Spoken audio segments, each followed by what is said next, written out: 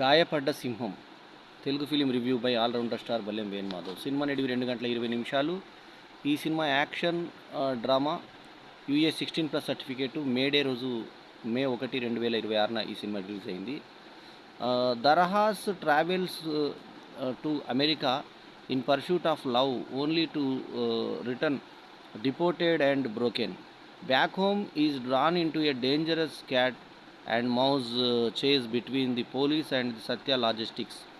Forced to fight for survival, the wounded lion must rise and reclaim his strength. ఇది concept నచ్చి నేను కొన్నాను అని దిల్ రాజు స్టేట్మెంట్ ఇవ్వడం ఈ సినిమా చూసిన తర్వాత మనకు నవ్వు వచ్చేటువంటి పెద్ద జోక్ లాంటిదన్నమాట. ఎందుకంటే దీంట్లో కాన్సెప్ట్ ఏముందంటే ట్రంప్కు సంబంధించినటువంటి అటాక్ వీళ్ళు చేద్దామని చెప్పేసి అనుకోవడం. ట్రంప్ మీద చేతుబడి చేయడం ఏంటిది? అసలు ఏదన్నా మీనింగ్ ఉందా?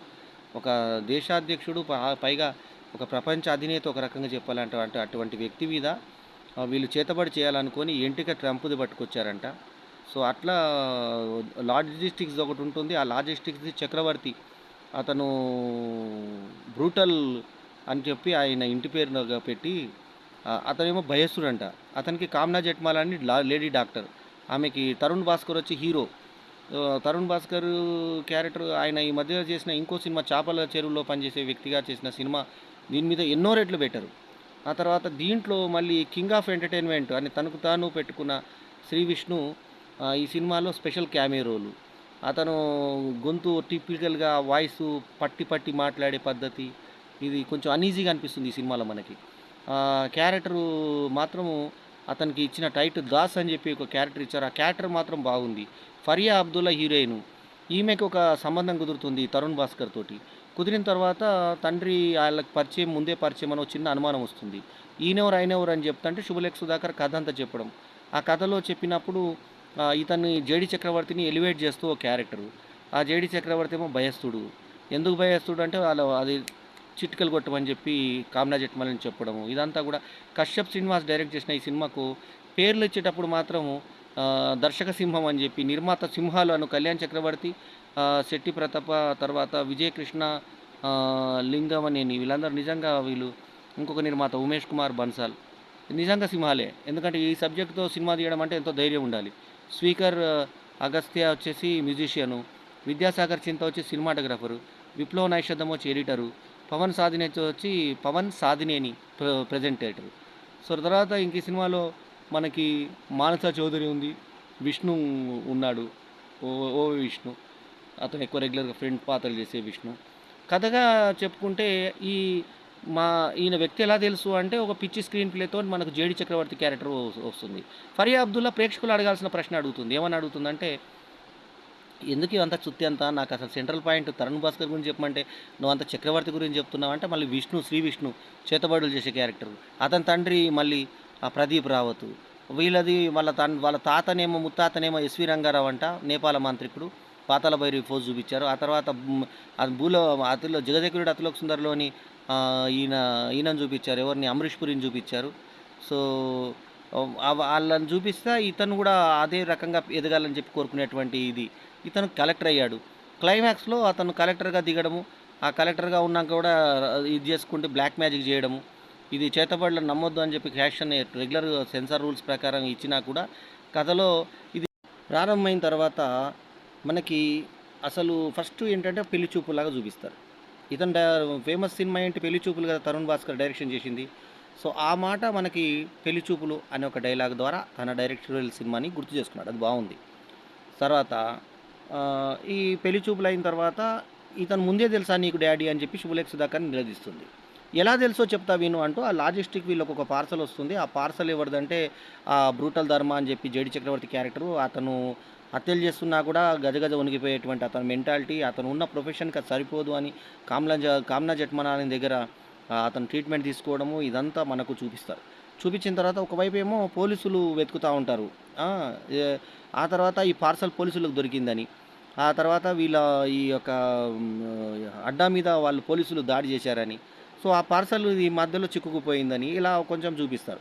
ఇంతకీ ఆ పార్సల్ ఏంటి అంటే ఈ శ్రీ విష్ణు కాలేజీలో ఉన్నటువంటి ఒక వ్యక్తికి ఆత్మహత్య చేసుకోబోతుంటే బ్లాక్ మ్యాజిక్తో బయటికి రప్పించాడని, ఆ అతను ఇంప్రెస్ అయ్యి ప్రదీప్ రావత్ తన కొడుకు మన అమరీష్ పురి మన తర్వాత ఎస్వి రంగారావు లాంటి అంటే పాతాళ భైరవిలో ఉన్నటువంటి ఆ క్యారెక్టరు కాపాలిక లాంటి అమరీష్ పురి క్యారెక్టర్ వీళ్ళందరూ తాత ముత్తాతలు నేను తండ్రిని నువ్వు వారసుడివి అని చెప్పేసి అతను టాపర్ దీంట్లో టాప్ ఈ ఐఏఎస్లు ఇవన్నీ ఏంది దానికన్నా గొప్పది ఇది చేతబడి అనే టైప్లో మాట్లాడతాడు. లాస్ట్కి అతను అనుకున్నది సాధించి కలెక్టర్ కావడం క్లైమాక్స్, అది వేరే సంగతి పక్కన పెడితే. ఓవరాల్గా ఏంటంటే ఆ రకంగా తను అనుకున్నది మళ్ళీ బ్లాక్ మ్యాజిక్ని కలెక్టర్ని ఏ రకంగా మిక్స్ చేస్తాడనేది శ్రీ విష్ణు క్యారెక్టర్తో తీసుకెళ్తారు. సో ఈ తరుణ్ భాస్కర్ ఫైట్లు అతను తర్వాత లాస్ట్కు ఇది ఈ యొక్క చేతబడి అంశము, ఆ చేతబడికి ఏ రకంగా ఇది చేస్తారు, అసలు చేతబడి దేనికోసము అంటే ట్రంప్ని ఇది చేసుకోవడానికి అని చెప్పేసి ట్రాష్గా చూపించారు మనకి. సో అంత అమాయకులు వీళ్ళు. ఎంట్రిక నీది కాదు నాదొచ్చింది, నీది కాదు నాదొచ్చింది అని చెప్పేసి బ్లాక్ మ్యాజిక్ని కూడా ఒక కామెడీగా మార్చినటువంటి సినిమా గాయపడ్డ సింహం. ఇందులో గాయపడ్డ సింహం ఎవరంటే తరుణ్ భాస్కర్ అంట, కానీ గాయపడ్డ ప్రేక్షకుల్లాగానే మనకు అనిపిస్తుంది. సో కథా కథనాలు అన్నీ కూడా ఒక క్యారెక్టరైజేషన్స్ ప్రకారంగా ఒక క్యారెక్టర్స్ బాగా బిల్డప్ చేసుకున్నారు. పర్ఫార్మెన్స్ చేసే ఆర్టిస్టులు అందరూ కూడా పర్ఫార్మెన్స్ చేశారు. డ్యాన్స్ కూడా తరుణ్ భాస్కర్ ఆకట్టుకునే విధంగా చేసింది. ఇందులో కొద్ది గొప్ప ఉపశమనమైనటువంటి అంశాలు ఏంటంటే చక్రవర్తి క్యారెక్టర్ బాగుంది. ఆ తర్వాత మన ఈయన Sri Vishnu cameo role extended cameo role వాళ్ళే చెప్పారు, అది బాగుంది. తర్వాత మిగతా అందరూ కూడా తెలిసిన ఆర్టిస్టులు ఉండడం ఒక ప్లస్ పాయింట్. పాటలు కొద్ది గొప్ప మంచిగా అనిపించాయి. డ్యాన్స్ కూడా బాగా చేశాడు తరుణ్ భాస్కర్, దర్శకుడు అయినా కూడా డ్యాన్స్ బాగా చేశాడు. సో ఓవరాల్గా ఇవి కొన్ని మెచ్చుకున్న అంశాలు. ఇక మెచ్చుకునే అంశాలు ఏంటంటే మనకి ఇది ఏ జనరో అర్థం కాదు, ఒకటి కన్ఫ్యూజను. ఆ తర్వాత కథ ఎక్కడి నుంచో వెళ్ళి ఎక్కడికో వెళ్ళిపోతుంది, అర్థం అసంబద్ధమైనటువంటి కథ. ట్రంప్కు దీనికి ఏం సంబంధం అనేది మనకి ఏం సంబంధం లేకుండా ఉంటుంది. సో కాన్సెప్ట్ నచ్చి ఈ సినిమాని కొన్నాను అని దిల్ రాజు ప్రకటిస్తే మనకి ఇందులో కాన్సెప్ట్లో ఏమా గొప్పతనం ఉందని చెప్పి ఆసక్తిగా మనకి వెళ్ళినప్పుడు ఉసూరు అనుకుంటూ బయటికి రావడం మాత్రం తథ్యం.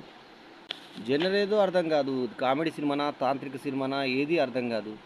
సో మనకేంటంటే తరుణ్ భాస్కర్ క్యారెక్టరు ఒక పార్సల్ వస్తుంది లాజిస్టిక్స్ నుంచి, ఆ లాజిస్టిక్స్ది లీడ్ చేసి అతను బ్రూటల్ ధర్మ అని చెప్పేసి అతను ఒక పెద్ద బిల్డప్ ఇచ్చారు. సో చక్రవర్తి పర్ఫార్మెన్సు పర్వాలేదు, అంటే అతను కూడా అద్భుతంగా చేశాడని చెప్పలేం, కానీ అతను మామూలు మిగతా చేసిన సినిమాల మీద బెటర్గా కనిపించాడు, చూడడానికి బాగా కనిపించాడు. శ్రీ విష్ణు కూడా చూడడానికి బాగా కనిపించాడు, అతను దాస్ క్యారెక్టర్ ఎలివేట్ అయింది. తరుణ్ భాస్కర్ హీరోగా ఉన్నా కూడా అతని క్యారెక్టర్ కన్నా జేడీ చక్రవర్తి క్యారెక్టర్ శ్రీ విష్ణు క్యారెక్టర్ డామినేటింగ్గా కనిపించాయి ఇందులో. తరుణ్ భాస్కర్ డ్యాన్సులతో సహా ఒక దర్శకుడి నుంచి హీరోగా టర్న్ అయిన వ్యక్తి.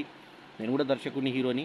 సో దర్శకుడి నుంచి టర్న్ అయిన వ్యక్తిగా ఒక పర్ఫార్మెన్స్ డ్యాన్స్ అవి చేస్తున్నాడంటే అది మా దర్శకులందరికీ కూడా గర్వకారణమే. సో ఏమైనా కూడా తరుణ్ భాస్కర్ పర్ఫార్మెన్స్ బాగుంది సినిమాలో. సో ఓవరాల్గా ఏంటంటే గాయపడ్డ సింహం ఏంటి అంటే ఆ చేతబడికిను కథకు లింక్ చేశారు. ఆ చేతబడి లాస్ట్కి చేసిన అతను తండ్రికి ఇష్టమున్నా లేకపోయినా అతను సివిల్స్లో సక్సెస్ అయ్యి అతను మొత్తానికి కలెక్టర్గా రావడము. సో మళ్ళీ అదే దానికి చేయడం, ఒక అతను ఆత్మహత్య చేసుకుంటుంటే ఇతను కాపాడడం, ఇవన్నీ సీన్స్ బ్లాక్ మ్యాజిక్తో మంచి ఏ రకంగా చేయడం అనేది తరుణ్ భాస్కర్ చూపించాడు ఈ సినిమాలో. సో మనకి Kashyap Srinivasu direction production values పర్వాలేదు అనిపించినా కూడా, మంచి దిల్ రాజు లాంటి సపోర్ట్ దొరికినా కూడా సినిమాలో విషయం లేక చతికిలపడ్డ విషయంగా అనిపించింది గాయపడ్డ సింహం. ఇది గాయపడ్డ సింహం కాకుండా గాయపడ్డ ప్రేక్షకుడు అంటే బాగుండేదేమో అనిపించింది. శ్రీ విష్ణు ఒక్కడే ఇందులో కాపాడే అంశం, కొంచెం మార్కెట్ వాల్యూ ఉన్న ఇప్పుడు సామజవర గర్మన లాంటి సినిమాలతో సక్సెస్లో హ్యాష్ట్యాగ్ లాంటి సినిమాలతో సక్సెస్లో ఉన్న శ్రీ విష్ణుకి ఇది మైల్ రాయ్ లాంటి సినిమా. ఎందుకంటే ఇతను క్యామియో రోల్ చేసినా కూడా క్యారెక్టర్ మొత్తం ఇతని మీదే ఉంది. పోస్టర్ కూడా మొత్తం శ్రీ విష్ణునే వేయడం అదే దీనికి ఉదాహరణ. తరుణ్ భాస్కర్కి అంత స్టార్ వాల్యూ లేదు కాబట్టి, చక్రవర్తి ఇప్పుడు కొంచెం ఫేడ్ అవుట్ ఆర్టిస్ట్ కాబట్టి ఉన్నంతలో వీళ్ళే ఆకట్టుకునే విధంగా ఉన్నారు. మిగతా క్యారెక్టర్స్ అందరూ కూడా తెలిసిన క్యారెక్టర్స్ని ఎక్కువ మంది పెట్టడం జరిగింది, తెలిసిన ఆర్టిస్టులే ఉన్నారు సినిమాలో. ప్యాడింగ్ ప్రకారంగా మాత్రం చాలా భారీ సినిమా లాగానే ఈ సినిమాని, చిన్న సినిమాల్లో మంచి సినిమాలాగా ప్రయత్నం అయితే చేశారు, కానీ ఆ సినిమా కన్ఫ్యూజ్గా ఉండి ఫరియాద్ అబ్దుల్లాకి చెప్తున్న కథలాగా ఈ సినిమా స్టార్ట్ అయ్యి ఆ కథలాగానే ఎండ్ అవుతుంది. సో దీంట్లో ఏంటంటే చక్రవర్తి ఒక పొరపాటున ఒక బొమ్మ ఒక పార్సల్ బదులు ఇంకో పార్సల్ పంపితే అది మళ్ళీ పోలీసులు హర్షవర్ధన్ క్యారెక్టర్ ఒకటి. సో అవన్నీ ఎలివేట్ చేసుకుంటూ లాస్ట్లోకి ఏం జరిగింది అనేది ఒక డిఫరెంట్గా ఒక కామెడీ యాక్షన్ని కామెడీ లాగా ప్రజెంట్ చేసేటువంటి బ్లాక్ మ్యాజిక్ స్టోరీ ఇది. జనరేంటో కన్ఫ్యూజ్ అయ్యేటువంటి పరిస్థితి మనది. సో గాయపడ్డ సింహము ఒక గాయపడ్డ సినిమా లాంటిది, ఒక గాయపడ్డ ప్రేక్షకుడు లాంటి వాడు, లోపలికి పోయినోడు గాయపడ్డ ప్రేక్షకుడు లాంటి వాడు. 2/5 ఈజ్ మై రివ్యూ రేటింగ్. ఈ రివ్యూ కనుక మీకు నచ్చితే లైక్ చేయండి, కమెంట్ చేయండి, షేర్ చేయండి, మా ఛానల్కు తప్పకుండా సబ్స్క్రైబ్ చేయండి. ఎల్లప్పుడూ మీ ఆదరాభిమానాలను ఆశించే మీ ఆల్రౌండర్ స్టార్ బల్లెం వేణుమాధవ్. నమస్తే, జై హింద్. ఈ వీడియో కనుక మీకు నచ్చితే లైక్ చేయండి, కమెంట్ చేయండి, షేర్ చేయండి. మా ఛానల్కు తప్పకుండా సబ్స్క్రైబ్ చేయండి. ఎల్లప్పుడూ మీ ఆదరాభిమానాలను ఆశించే మీ ఆల్రౌండర్ స్టార్ బల్లెం వేణుమాధవ్. నమస్తే, జై హింద్.